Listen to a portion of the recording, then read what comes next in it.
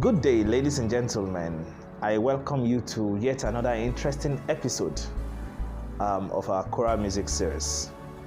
This is the fourth episode, and I'm so glad that you have decided to join me today. Thank you very much. Now, on today's episode, we will still be talking about how to attain perfectionism in choral music performances, but with focus on having meaningful collaborations. But before we delve into today's episode fully, I'd like to encourage you once again to kindly subscribe to my YouTube channel. Share this video with your friends, your choristers, your choir masters, your music directors, so that we can get to learn together. We can also relearn and unlearn some of the things that we've learned in the past. Thank you very much.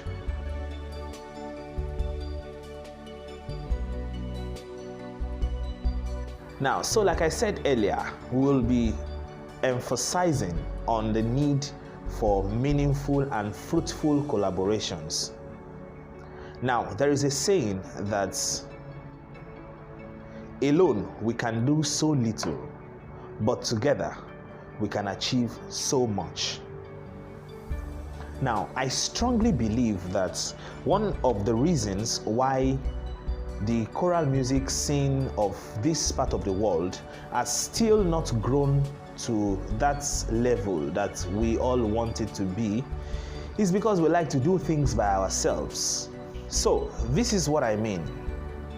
Someone calls himself a music director, and still he wants to be the one in charge of costumes, he wants to be the one in charge of lights, he wants to be the one in charge of stage decorations, he wants to be the one that will anchor the concert, he wants to be the one that will conduct the performance. Also, he wants to be the one that will accompany the performance. I mean, this in itself is killing.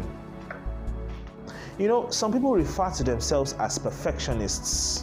And because of that almighty word, perfectionists, they believe that nobody can do the work better than they are doing. So in their own world, in their mindset, all they ever think of is how to achieve it on their own. They are the ones that can achieve the best performance. So no other person can do it better than they are doing it. So that's why many of these music directors will tend to do all this by themselves. They just believe, or they have, it's just in their minds that when he tells other people to do certain things, they won't do it to his own particular standard. And so some other directors have mindsets of, at the end of the performance, you know, they are going to refer to them as this performance was directed, was conducted, was costumed by so person. And then they believe that in front of everybody they will look as if they are the god of the performance. But I have a message for such people today.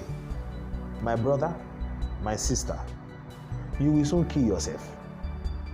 That's the simple truth.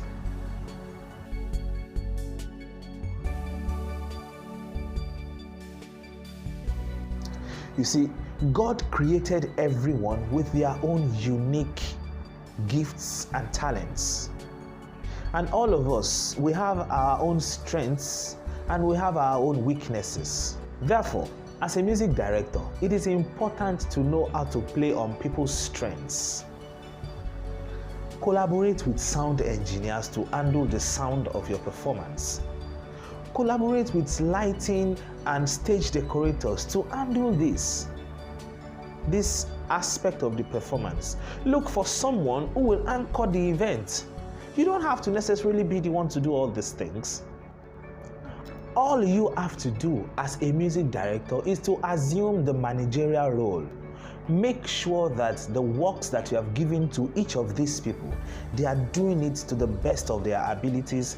They are doing it as per the standard that you want. Once you can do that, then you are good to go. You don't have to do everything. As a choir, you can collaborate with other choirs to have a robust performance. You see, the end goal for every music director is to have a successful and beautiful musical performance. So, if this is the end goal, then there is nothing stopping us from collaborating with other choirs. I mean, a choir can be good in one particular aspect or in one particular genre of music, and you are good in another genre. Why not merge these together and have a collaborative concert? Do you also know that you, as a choir, you can also collaborate with organizations, with firms? Write to them, tell them that you want to give them an end of the year concert, beautiful one, and then have collaborations here and there, and you will discover that things are not as difficult, not as tasking, not as hard as we take them to be in this part of the world. Now, you know, the Bible also emphasizes that one will chase 1,000 and two will put 10,000 to flight.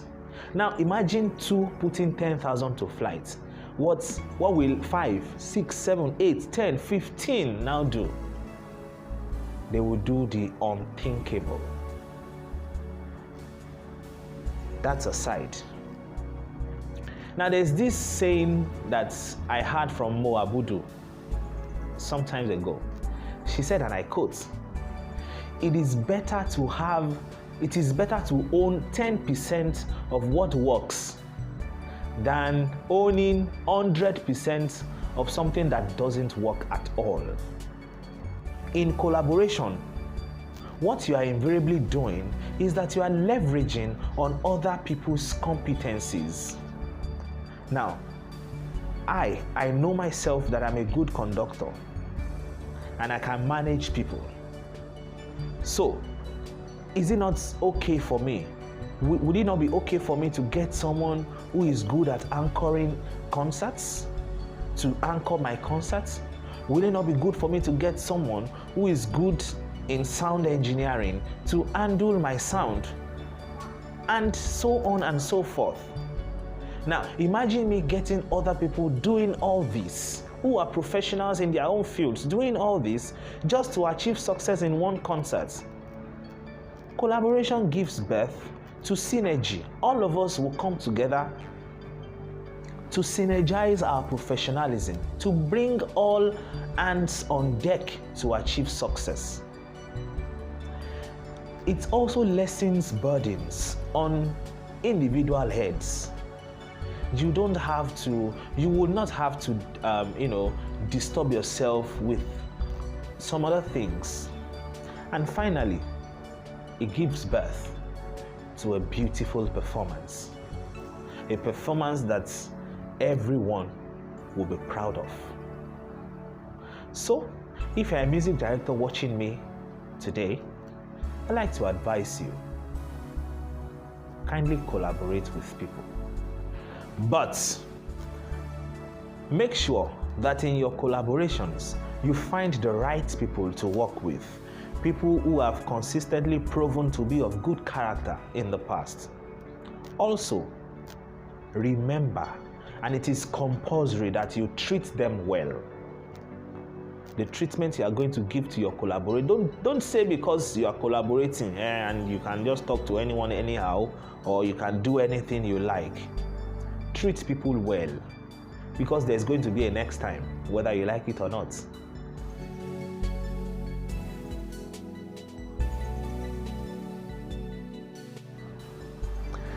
Thank you very much for being part of today's episode. I hope that we've learned one or two things that will help us in achieving perfectionism in our concerts and in our choral music performances. I hope that we will get to use practical steps that I'm giving or that we are talking about here, so that we can achieve maximum success in our choral music performances. Please do not forget to subscribe to this YouTube channel, share this video, And please drop your views and comments in the comment section. Thank you very much and have a beautiful day. See you next time.